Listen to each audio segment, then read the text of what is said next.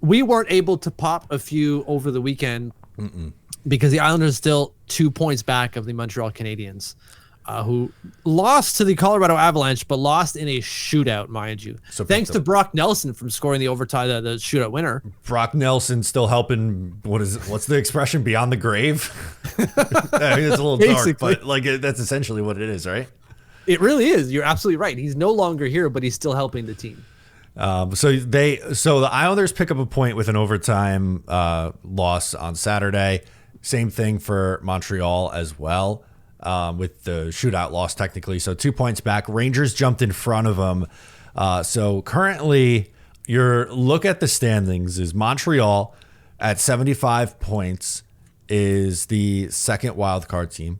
The Rangers are at 74 in 71 games. So they played 2 more games than both Montreal and the Islanders.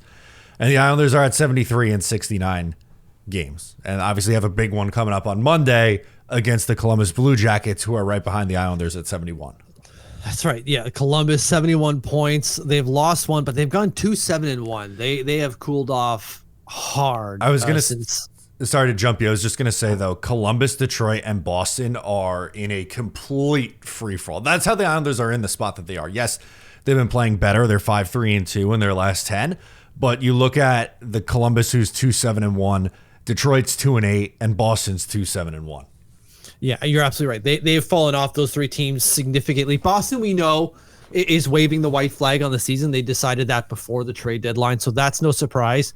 But and Columbus as well, maybe not necessarily a surprise that they're falling off. Like the fact that they were in a playoff position through a decent portion of the year was shocking to most of us. Kind of like Philly last year, right? Like they were in a playoff spot for most of the year, and everyone's like, "Wow, I can't believe this team, is playing to where they are," and then go ice cold over the final couple of weeks and end up missing out. It's similar trajectory in my eyes. Exactly. And happening to Philly once again, although they never really got into the playoffs. So maybe not the exact same thing, but they are cratering 1-8-1 in their last 10 and I think they got destroyed today, like 7-3 or something like that. So they lost to the Chicago Blackhawks. It was like 7-4. 7-4. Yep. 7-4 final. Ridiculous. The Chicago Blackhawks just suck, and they got trounced. Anyway, so yeah, Columbus falling off. The Detroit falling off now is a bit of a surprise, right? They made the coaching change. What is it, like 6-7 weeks ago now? Yeah, maybe a little bit longer. They hit a resurgence, and now they have fallen off again. They have stopped having fun, and as you said, 2-8-0. Things not going well there. So we've got a big opening to do something we didn't think was going to be possible to do, which still kind of regrettable, but it's there and they're going for it. There's a path. They still have some work to do. Rangers very still much in the mix, even though they have games in hand and the points percentage is worse. Montreal, obviously right there as well. I feel like it's going to be one of those 3 teams. The Islanders, Rangers, or Canadiens, just with how everyone out, like Columbus is seemingly like just falling off a cliff. Detroit, Boston, Penguins are never really in it. I think it's going to essentially be one of these 3 teams. That's the vibe I have right now, at least. Yeah, and they've got a lot of games left. Maybe not a lot, but there's quite a few games against some of these teams, right? They still have to play the Rangers at least once, right? Not twice. They don't have to play them later this month. No, they do not. They got to play Columbus twice. So that's 3 games against teams that you're in direct competition with. Those are 3-4 point games left on the schedule.